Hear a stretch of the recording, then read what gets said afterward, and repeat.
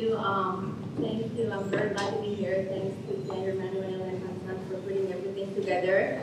I do realize that, however, that I'm the last person, or almost the last person between everyone and the cocktail, so I promise to be brief. The topic of my talk is interdisciplinarity and innovation in patents, but just a few words to put things in the broader context of the social costs of innovation.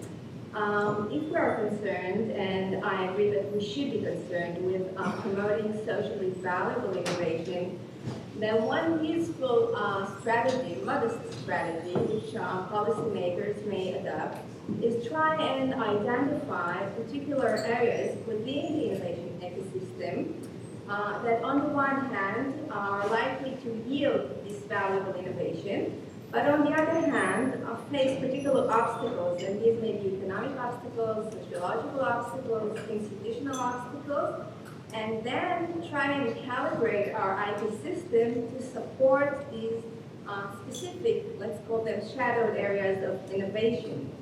So this project about interdisciplinarity, or my argument about interdisciplinarity, is actually part of a larger project where I try to illuminate these shadowed areas of innovation and explore how IP can better respond to them. And I totally agree with previous speakers that IP is only one factor in a very complex multi-factor equation. So the first part of this project concerned innovation that results from paradigm shifts, not innovation that is incremental and builds upon existing conventions, but innovation that challenges existing conventions. The second part of this project looked at innovation that results from negative knowledge, errors, mistakes, falsifications, because we usually think of innovation as something positive, but actually negative knowledge, mistakes, negative results are as crucial for innovation as positive knowledge. And this current third part of this project focuses on interdisciplinarity and its significance for innovation.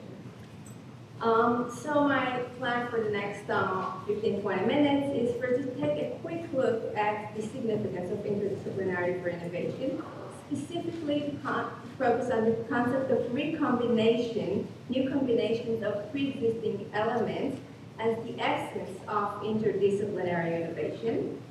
Secondly, to show you that the approach of patent doctrine, without getting too legal, the approach of patent doctrine toward interdisciplinarity is far from supportive.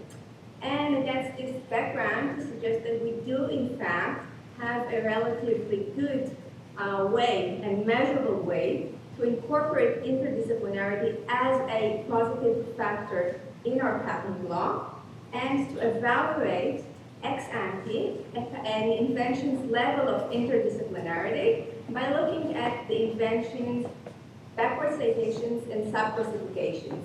And I'll explain that in a minute. And here I rely on a large body of research from economics, network science, management science from the recent decades that allows, according to which we are able to locate, to identify the building blocks of inventions by these patents data.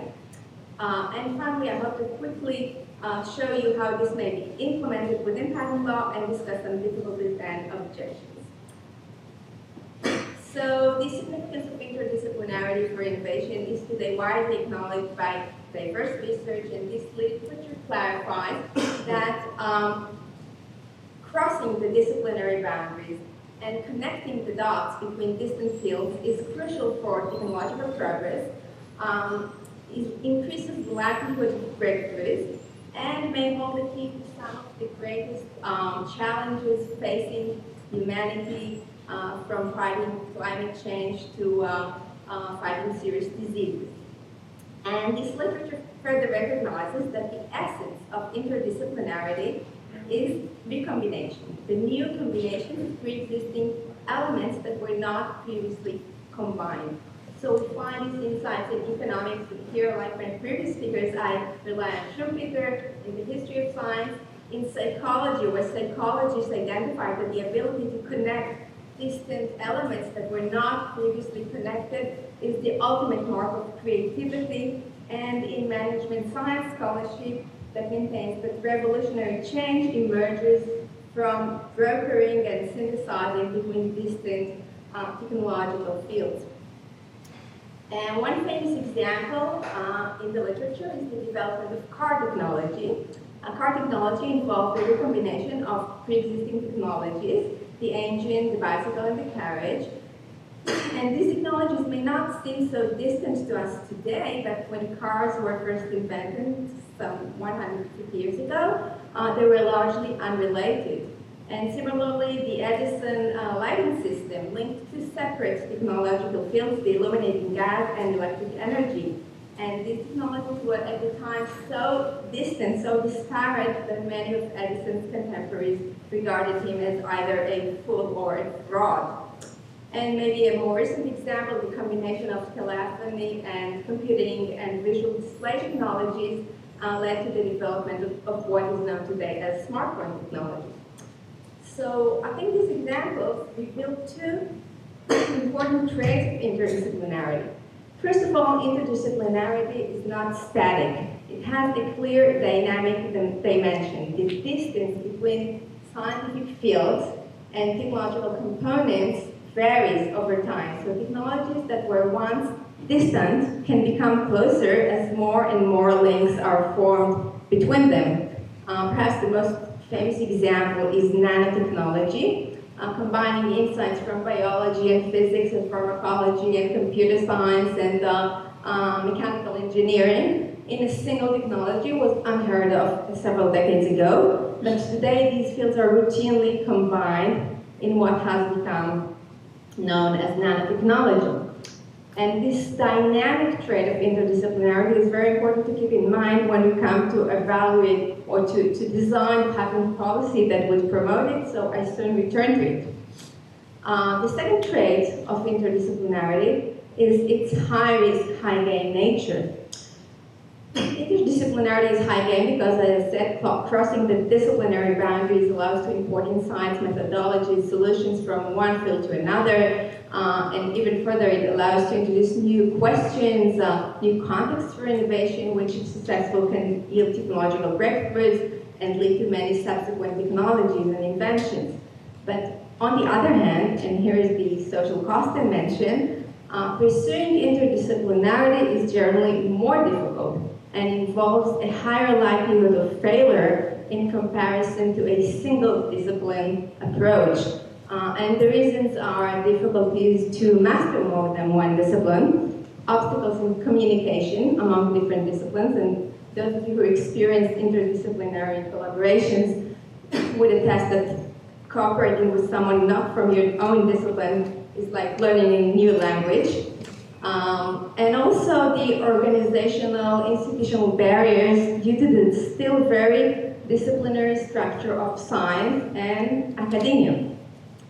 So given this high-risk, high-gain nature, facilitating interdisciplinarity has become a high policy priority in many countries and many organizations. I can attest in brackets that in my own institution, the Hebrew University of Jerusalem, we are devoting some thought to this as well. And the incentives provided by patents can be part of this equation. And indeed, several scholars have suggested that patent law should facilitate interdisciplinary collaborations, but the question how to do this remains unanswered. And if we take a quick look at patent doctrine, without getting too technical, we find no good answers there. In general, patent law's attitude toward interdisciplinarity is at best ambiguous. So, for example, take inventions that are comprised of pre-existing elements, what we often call combination patents or combination inventions. On the one hand, because new combinations of pre-existing elements, distant technological elements, are the essence of interdisciplinarity, then these combinations may be the embodiment of valuable innovation, but on the other hand, in other instances, combinations can be obvious, mere aggregations, as some courts call them. And the problem is that patent law does not have a clear way to distinguish one from the other. So we can find conflicting attitudes in case law, during the past century, and here's the famous Supreme Court case, US Supreme Court case in KSR, which reflects this tension. On the one hand, the court expresses this intuitive skepticism toward combinations. On the other hand, it does acknowledge that most inventions are based on pre-existing elements.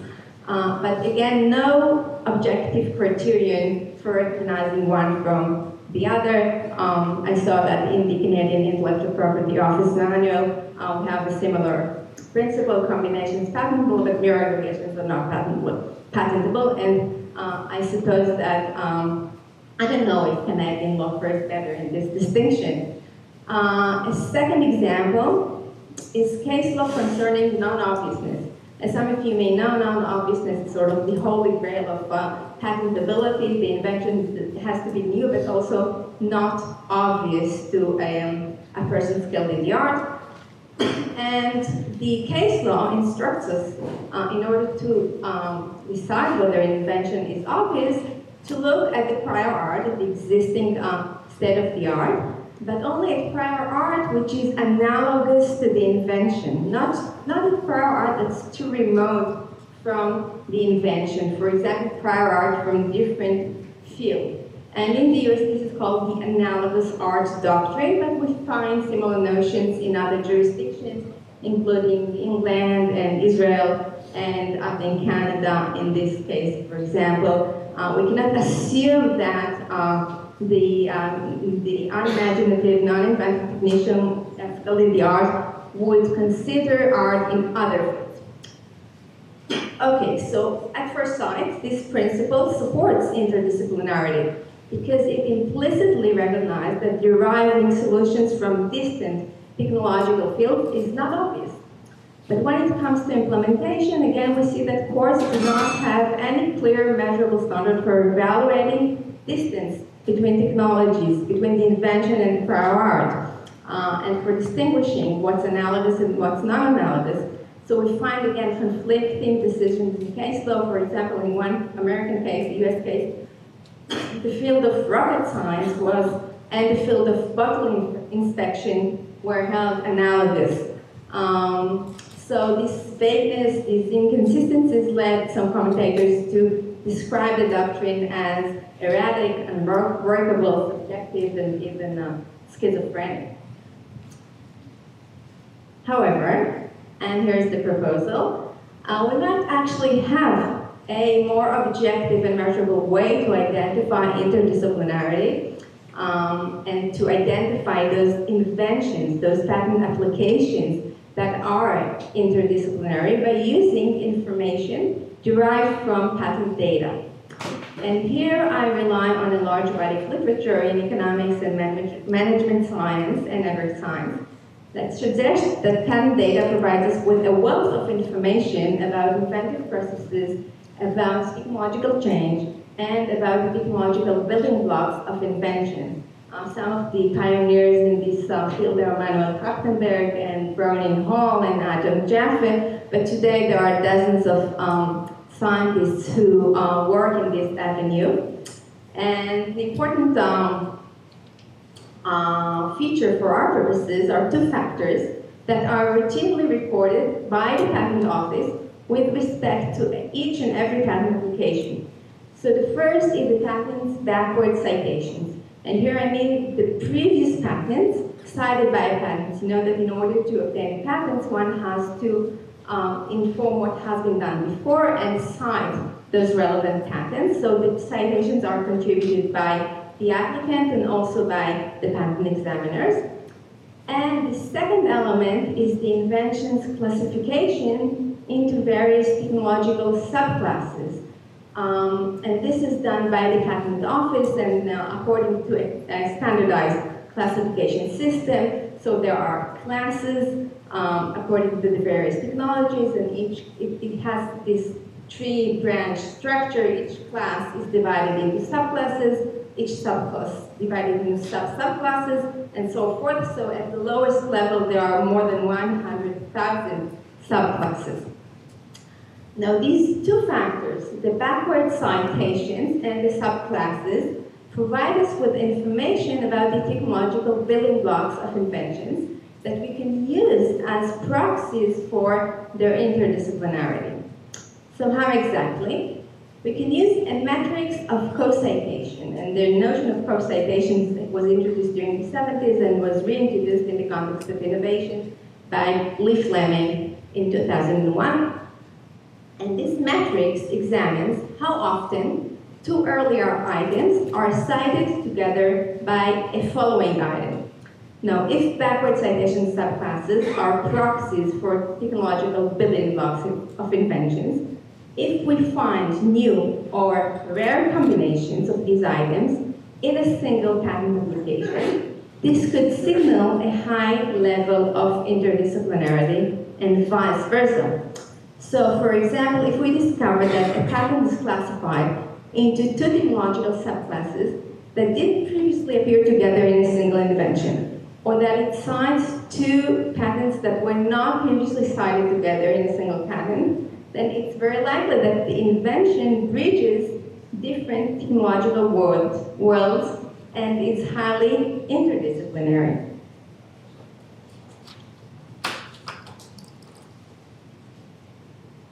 Now, interestingly, this metric, or a metric that is based or that identifies recombinations, co-citations, captures these two traits of interdisciplinarity which I just described.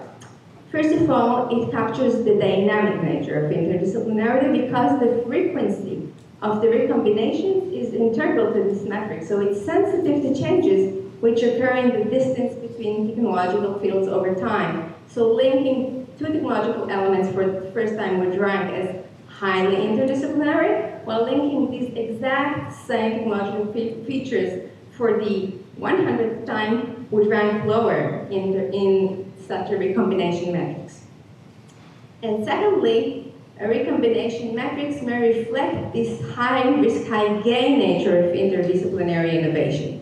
And here I rely on a recent strand of economic studies that indicates that new recombinations in subclasses or backward citations may be proxies for breakthrough inventions. Now, just to clarify in brackets, in order to identify those breakthrough inventions, these studies again use patent data. Here they use the number of forward citations, the citations received by inventions. And the general idea here is that breakthrough inventions are platforms for many subsequent technological development, and therefore they should be highly cited. So they took those highly cited patents and identified them as breakthrough patents, and then examined their technological building blocks, their backward citations, and their subclasses. And generally, the results indicate that indeed, such breakthroughs are more likely to recombine technological subclasses or backward citations that never or rarely appeared before together in a single patent. So again, these studies reinforce the logic of using a recombination matrix as a proxy for identifying interdisciplinarity ex ante. And interestingly, the use of recombination metrics is spreading across domains. So we can see that such metrics are now used to evaluate the novelty of scientific literature. Okay, so they look whether academic articles cite different articles that never or rarely appeared together before. This means they are more novel or more interdisciplinary. To appreciate the groundbreaking nature of grant applications, to evaluate technological novelty, to predict the emergence of new disciplines, and to direct entrepreneurs towards radical innovation, and even to psychologically evaluate individuals' level of creativity. But ironically, although our understanding of the importance of these recombinations of interdisciplinarity for innovation is increasingly based on patent data, patent law and patent doctrine still fails to acknowledge it. So here's the proposal. Patent law should connect the dots, recognize interdisciplinarity as a positive proxy for non-obviousness for patentability, and use a recombination matrix based on patent data as a proxy for an invention's interdisciplinarity. So very briefly, how could this be implemented? Well, I think ultimately through an algorithm that would examine subclasses and classification and backward citations of each patent application and compare it to the prior art and then rank its level of interdisciplinarity. Now, of course, there are many factors that should be taken into account in the design of such algorithm. For example, we know that distance matters, so literature indicates that if we connect distant technologies, this is more difficult, more likely to yield breakthroughs, and more interdisciplinary than connections that are more local. So any algorithm measuring the interdisciplinarity should take into account the distance between citations and subclasses, and there are several ways in the literature suggested to measure this distance, which perhaps we can discuss later. And of course, this algorithm could have a graphical interface too. So imagine a patent examiner receiving an application for examination, and the algorithm sort of draws her attention that this particular invention connects previously unconnected technological fields, and she can use this as a positive indication for its non-obviousness. Now, just to clarify, my purpose here is not to write the specifications of an algorithm, just to put on the general theoretical framework, but I think that with today's state of knowledge and with computer science tools, the design of such an algorithm is a completely feasible task. And if you want this to be a standardized index accessible to patent examiners and to patentees and to courts and to third parties, then I think that this should be developed by the patent office. So the director of the Israeli patent office is here, so I present him with this challenge. But until, of course, until patent offices rise to the challenge, we can certainly take interdisciplinarity into account by employing softer measures. For example, expert opinions regarding whether certain combinations of technological fields are rare or frequent. And finally, as with any new proposal for law reform, this one too has its drawbacks. So one concern is the reliability of the information that we can derive from big data, from patent databases. So some people think that the current classification system doesn't accurately reflect technological domains, and citation patterns can vary across disciplines and can change with time. And some of these concerns are very valid and can be addressed and controlled for when we design an algorithm. But we should definitely be aware that any information derived from such big data, from patent data, as indication for innovation will never be perfect. It will never be free of noise. However, there is accumulating evidence that these indications are generally robust, and even if imperfect, these measures are still more accurate and preferable to existing legal tests, which, as I said, are very vague at the best. A second concern refers to parties trying to game the system by introducing citations to distant disciplines that have nothing to do with the invention, just to rank higher in an interdisciplinarity algorithm. And again, this is a valid concern, but there are various solutions. On the legal side, this would be contrary to patentees' duties of disclosure, of good faith, of candor. But on the more practical side, we can attach more weight to examiner citations, to the sub-classifications, and also with the development of text analysis tools, an intelligent algorithm may be able to identify such manipulations. And lastly, not all innovation is interdisciplinary. Some very valuable inventions take place within disciplines. That's of course true, and I don't doubt that. I don't think that interdisciplinarity should become the sine qua non requirement for obtaining a patent. Only that its existence should serve as one positive factor in our patentability analysis. So to conclude, Let me conclude with this quote by Karl Popper, which I think best explains the importance of interdisciplinarity for innovation. We're not students of some subject matter, but students of problems, and problems may cut across the borders of any subject matter or discipline. And so incorporating interdisciplinarity into our patent law and introducing a recombination matrix to identify it would better allow, introduce a concrete, measurable criterion into the non-obviousness doctrine, would allow patent law to realize some of the enormous potential that we have or that can be drawn from patent data, and would ultimately better align patent law with the mission of promoting socially valuable innovation. Thank you.